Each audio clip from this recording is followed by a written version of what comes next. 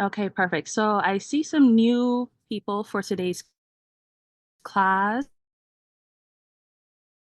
Welcome. This is Gardening 101. We've covered a few topics, and I'm going to put my channel here where you guys could maybe go back and look at those videos. But this class is sponsored through, oh, you were here, Michelle. Sorry. Hello again. Um, this video is, or class is sponsored through Better Space, and they were able to put this together for you guys. So I'm just the teacher. My name is Ti, and I'm a avid gardener in New Jersey Zone 7B. And I know for a lot of you that are coming in, you're not familiar with zones. So I'm going to touch on that a little bit while we're in the class together. And feel free if you ever want to ask a question, if you want to ask it vocally, you could just put a hand in the chat, or you could just write it out if you want to do it that way. But I like the open dialogue, just us going back and forth, but it's whatever you guys are comfortable with. Um, Oh, nice. So Michelle says, I've been putting what I've learned from you into action. Maybe at the end, Michelle, I want to hear about what you've been planting and stuff because that is really exciting. So today's class is going to be seeds or starts, right? So you could either start your plant by seeds, or maybe you could go to the garden center and pick up what's called a start, right? So with seeds, there's a lot more varieties that you could start. And with starts, you're kind of stuck in whatever the garden center decided to bring in. And you also stuck with paying a little bit more when you go in the start direction. But let's go into seeds a little bit first, like where to buy seeds. I personally purchase from a lot of different places. I purchase my seeds both in store, online, and if you I would highly recommend just going out and supporting the center first and foremost. And the next place is a good free resource is your library.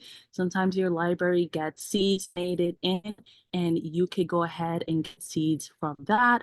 I'm kind of listing it based on prices or places that I want you to check out first. So if you go to the library, maybe you'll meet some other gardeners and build a community within your community. And that's also a good way to start because you'll get somebody that maybe is also starting or have done the gardening and could also help you. So check out your library. They will or sometimes have seeds for free that they will be happy to share with you guys. If you are able to, the next places that I would say is always just jump online.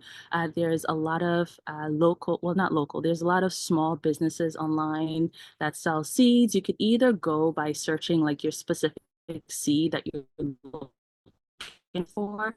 But some places that I really like purchasing from is botanical interest. They have a wide array of seeds. They have vegetable seeds. They have flower seeds. I mean, and they also have sales. So sometimes you could go overboard with seeds you buy. Another really good is garden. And I usually try to get them in the beginning part of the season, especially at my gardener, because their seeds are about $2 or dollar at this point. So that means it's really economical, and a lot of people like to go to MI Gardener for their seeds. So that would be something that I would try to get in the beginning of the season, right? But when you go onto these seeds websites, it can be really overwhelming because you're seeing like all these different varieties, all these different types. So I like to say, as hard as it may be, try to purchase things that you know, especially when it comes to vegetable garden, that you know you will eat. And then maybe add like up to 5 different ones that you'd like to try. Uh, Coming from somebody that when I was first purchasing seeds, I purchased a lot of seeds that were just things that I didn't eat at all. Like just because I wanted a different color in the garden, because that's the fun part of growing things from seeds is you get the opportunity to try all these different varieties. You get the opportunity to taste and try things that are not available in the grocery store. You become kind of like a selection, just someplace that you're able to do different things and do your own thing. And pick up different seeds. And so it becomes like really a lot sometimes. And what was happening with me was I was trying all these different seeds, but I wasn't consuming them at all. So I was picking up like purple radishes, green radishes, kohlrabi, all those things, and I'm not familiar with them, and I wasn't interested in eating them at the end of it, but I did enjoy growing that. I'm not going to say don't plant if you just want to grow something new. I want, but in your seeds, don't go too crazy with things that you aren't.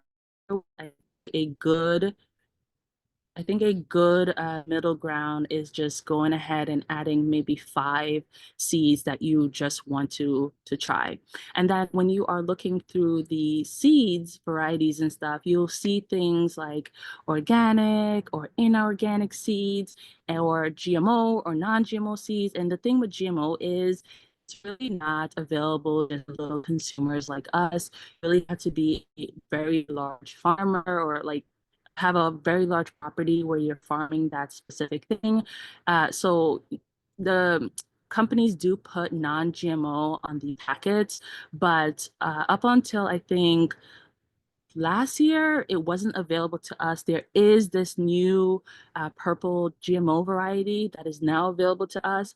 I did look up the the seed. It's like $20 for 10 seeds. If you're interested, that's on you, but I like to stick to just the non-GMO stuff. So for the most part, you don't have to worry about making sure that you're picking a non-GMO variety because really that's mostly what they have available for us. So the other thing that you may see is, I hit on organic and inorganic. So they'll sell the seeds and they'll say, organic, and they'll have a inorganic option.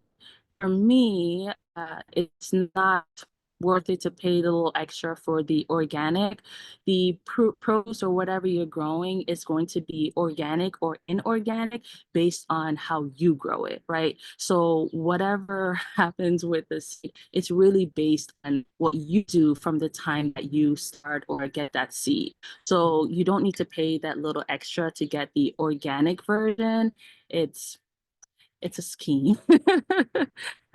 Also, they have heirloom varieties and hybrid varieties. And heirloom varieties is usually the ones that I stick to because you can, I guess, you can go ahead with the seeds, but for the hybrid variety, if you collect, there's a chance that you won't get exactly what you planted because there can be a little bit of variation when it comes to hybrid seeds, like a cross pollination in a controlled environment to get maybe some type of disease resistance, or maybe you want it to be more frost tolerant or something like that. So because it's already cross pollinated, when you go again and plant it and you try to collect those seeds, there's a chance that you're not going to get the same exact seeds because there's just a lot of genes now working all together. So that's just something to consider if you're trying to buy heirloom versus hybrid variety. Also, with hybrid variety, they tend to not have as long as long of a storage period. With a lot of heirloom seeds, you can store them and still have a good germination rate after maybe 5 years. Not with onions. Onions in the anything in the onion family, you want to use that up within the year. But with most other seeds, you can use 70% germination if you go ahead and use them. Whereas with the hybrid seeds, you kind of want to use those up in the maybe 2 to 3 year mark. So that's just something to think about. Where I already hit on where to buy it. Now, the question is, should you buy seeds, right? Because you're like, it's a lot of work. You have to get, well, if you're starting seeds and you're starting them in a container, I recommend you getting like potting soil, sifting that potting soil, and then putting your seeds in that soil. Because the issue is when the seeds are starting to come up, you don't want a lot of root disturbance. And a lot of times with potting soil, they'll have like little barks and things inside of it. You don't want the root to be pushing through and then it hits that and then it kind of stunts the growth and you don't get a good plant. There's things called seed starting mix and you can use that. but I find that you get a better value if you just go ahead and use a potting mix and doing that sifting method. Like I said, my favorite potting mix is Coast of Maine. I really enjoy it. I used to use a seed starting mix called Black Gold, and that is really good. But as far as like pricing, I would get like a 2 cubic feet bag for maybe 20 something, whereas the potting soil is like $12.99 for the same size. So economically, it's better to just put that little bit of work, sift it out a bit, and you go ahead and use that potting soil. You could also, let's say you don't want to start down the seed rabbit hole. I've done it where I have taken organic produce from the grocery store and I take the seeds from that, and I've grown sweet peppers from doing that. I've grown tomatoes. I've used it to get slips for sweet potatoes. I've even used the organic garlic specifically from BJ's, and I've used that to get garlic. I planted my own garlic because sometimes when you just want to start, you don't want to put in as much as far as like money in the investment portion because you just don't know. And you just don't want to start and then it just goes completely wrong or you lose interest. So it's sometimes good to just start the free way or by using something that you already have access to. So if you want to, you could go ahead and get seeds through that and then plant that and then see how it goes if you're going to be interested in starting to do seeds or see if it's going to be too much work. The one thing that I would say, if you're talking about doing grocery store items and using that to start seeds, a lot of times you'll see people put carrots. They'll take the top of the carrots and put that in water and it'll start growing green. And the assumption is that you're going to get carrot from that process. That's not what's going to happen. All that's going to happen is you're going to get the shoots that come up from the top of the carrot and it's going to produce seeds. Now, those seeds you're going to take and then you're going to plant and get carrots. Same thing goes for onions. If you take the top of the onion, the root part, and put that in water and it starts growing up shoots, you can use those same shoots for like scallions in your whatever you're making. But if you let that grow out, it's going to produce seeds. And that seed is what you're going to use to go ahead and plant and get onions. So I just wanted to clear that up for those two specific things because I think there's a lot of misconception online when it comes to the carrot and the onion portion.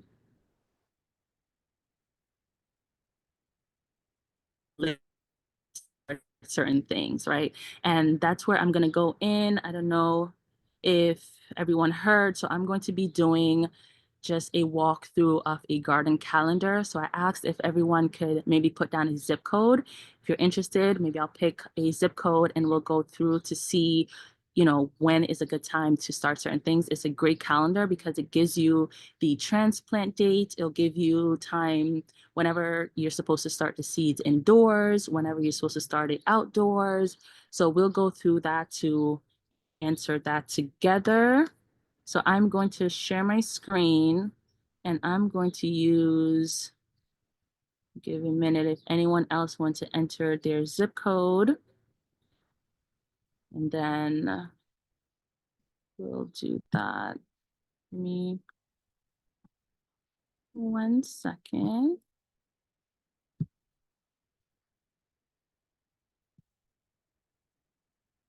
Okay, so we're going to use the 07003 and I'm going to share my screen. Oh, I'm sorry. Maybe I'll be able to do both. 1 second. Let me share my screen. Okay, so for the past few classes, I've been listing the Farmer's Almanac. What was the zip code? 1 second.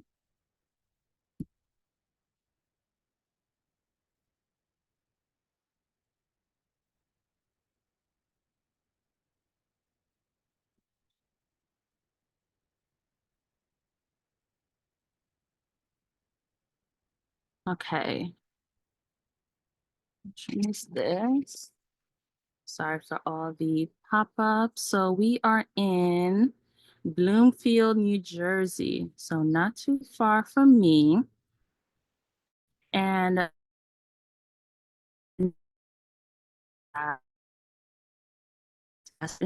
so they'll have what's called cool season crops and they'll have warm season crops, right? So if you've passed your last frost date, which it will say towards, let me show you. So right here, it's on average, your last spring frost occurs April 8th. So that means after that period, usually I give it another week to make sure, because sometimes there's like this last minute frost. So after that week, there shouldn't be any more cold period, right? Where your cool season plants, it really likes that nice cool period. So you want to make sure that those are planted before that time. So let's look at the calendar together and let's go to, so you guys can see here, it has the crop over here and then the start seed indoors. So this is the time it gives you both based on frost dates, which is the like snowflake symbol. And then it gives you the based on moon dates. I usually just follow the frost dates, up to you guys. Then it gives you the plant seedlings or transplants. So that means go ahead and plant it outside. Then it shows you start seeds outdoors here, which means that you could direct seed those seeds outdoors.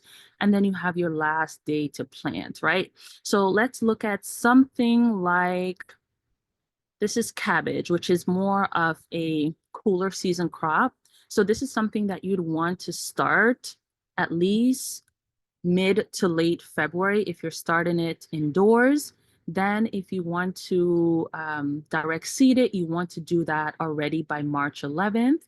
Very last day is April 15th, right? So this is something that you want to look at when you're deciding, okay, do I have time? You could pull up this calendar and see, especially if you're going into the garden centers. A lot of times they'll put out things and they're not really considering that. You're just going to think, okay, these things are ready. You're going to take them home and you're going to plant them and it should be good, right? They're not thinking about that. So this is where you're going to have to come in and know, like, okay, if you see broccoli towards the end of April, May, it's not really going to produce anything for you. Look at something like cucumbers. You could start it indoors from March 18th to 25th, but you have until the end of April to go ahead and start it directly in ground. So that's something to think about. This is a really, really great resource.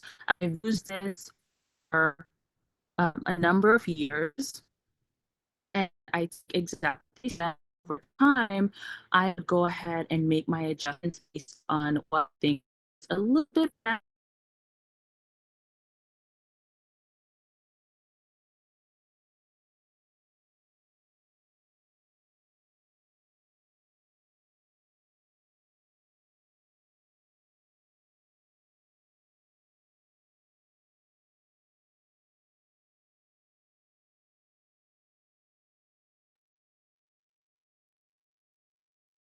Well, folks, I don't know where our lovely lady went. Oh, there she is. There she is. Okay, she's back.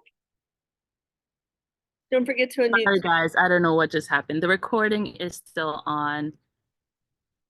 Yes, recording is still on. Sorry about that, guys. But yeah, so if you haven't taken a look at that site, I will go ahead and put it in the chat towards the end. I'm running out of, I always have so much things to say, so I'm running out of time. So I'm going to go full speed ahead now. And then at the end, I'll try to insert videos and links for you guys. But yeah, so after you decide whether you want to do seeds or not, then you could as you decide that, you could then go and say, okay, I'll get some seeds and I'll plant my seeds, sow my seeds, or start them indoors. You can still start your stuff in a tray or a planting cell if you want to. If you feel like maybe if you plant it in ground, maybe some pests or something will come and get it, you could still go ahead and start it in something else and then transplant it in the garden. So you really have a little bit of a wiggle room when it comes to that. Now, when you are going to the garden garden center and you are picking out start, let's say like, the season's not going to work for you. Let's go ahead and just get some starts. Let's get things going. So when you are going, right, you want to make sure that you are looking at the health of the roots of your plant, right? If you are picking up a tray and there's a lot of roots coming out from the bottom, you do not want to get that plant if possible, right? If you have another option, get a plant that the root is not coming out, because what that says is that that plant is really root bound, that it really wants to grow a lot more, but unfortunately, it's not been giving the proper spacing. So you want to choose something that when you pick up that tray, look at the bottom, make sure that you're not seeing a lot of roots at the bottom. And then something that I really like to do that gives you additional bang for your buck. Sometimes when they are seeding things, sometimes they're pretty precise and it's literally only one plant per cell. But on my lucky days, I have gone where I've even gotten like 2 to 3 plants per that same cell. So just go ahead, you may look like a crazy person really like weeding through the different plants, but go ahead and look through and you may go and you may find that you'll see 2 of the plants in one cell together, and you'll be able to get 2 for the price of 1. So that's something else. So, just think about all that stuff. The price of seeds, yes, they're so much more cheaper, but at the end of the day, you do have to put in a little bit more work. If you're starting it indoors, I told you guys I start my seeds all the way from December. But because of that, I end up with a large light bill every month during my seed starting thing. But I do also do a method called winter sowing. If you guys are interested in that, I do have a video and you guys could check that out.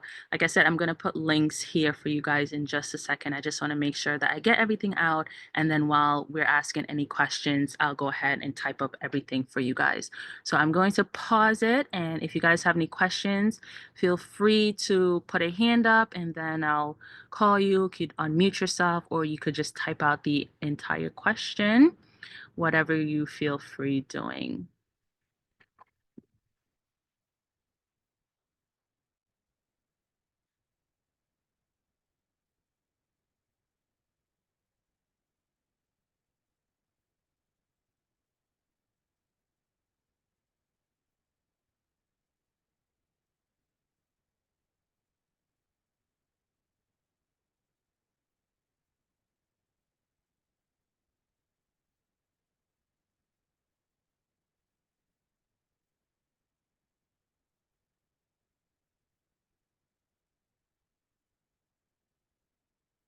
Okay, if we don't have any questions, then let's. Excuse me. Hi, Charlene. How you doing? Good, how are you? Can you hear me? Yes, I can. Okay, I came in late due to a doctor's appointment. I Oh, wanted to know if the information that you've shared thus far, is it available on your YouTube channel as well? yes, let me Okay. add that to the chat. Yes, so you could check out my YouTube channel and you'll be able to find, so far I put up 2. I'm going to make sure that I keep on that and place up the other ones for you as well. So it will be available for you on there. Okay, thank you. You're welcome.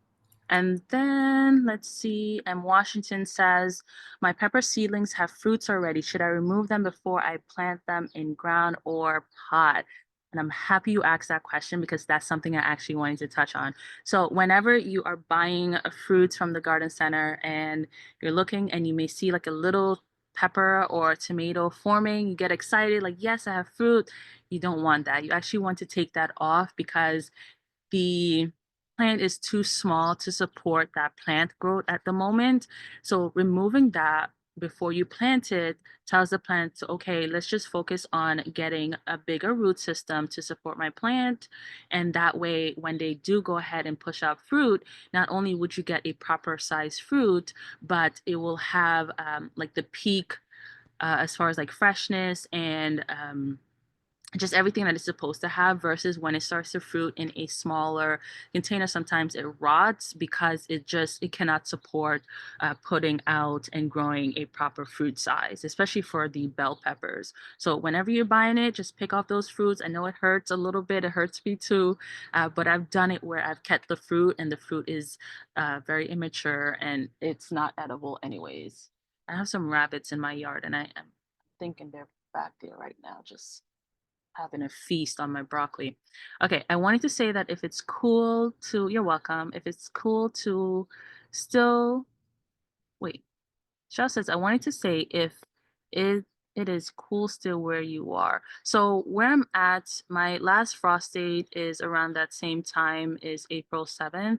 It's still a bit cool, but it definitely is going into those higher temps. So for me, when it comes to cool season things like your brassicas, your let's say your Asian greens, those things that like the cool temperatures, if I still wanted to plant those, I would just go ahead and plant them for my fall garden. And we'll go into fall gardening in one of the lessons soon. I found out this week that when I moved a few pots to concrete instead of sitting on grass, the seedlings took off from heat of concrete. Oh, yeah. But you do want to be careful with that. You don't want to cook the roots. And then also maybe that grass was sucking out some of that nutrients from that pot as well. So placement is really important because whenever you have weeds or anything else that, get some extra water or anything, they're going to start coming up and trying to reach and siphon those nutrients. So placement is important. Watch that concrete a little bit because you don't want the roots to cook. But yeah, that's really good. So I think that is it. If you guys don't have any other questions, let me see if I let me do the planting calendar for you guys. Add that link to the chat.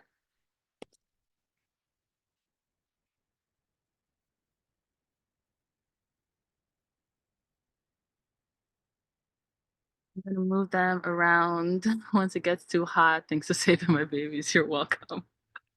Gotta work together as planned parents. And then I do also want to add again, last class we did go over the soil and all of that stuff. I found a great resource for you guys. You can still do your soil testing through your local extension, but this site is also very resourceful and I would highly recommend that you check that out. Seems like the outdoor recording didn't go too bad. I might just bring it inside next time, but thank you guys again for joining. My next class will be 2 weeks from now, same time, same day, Thursday at 1 o'clock.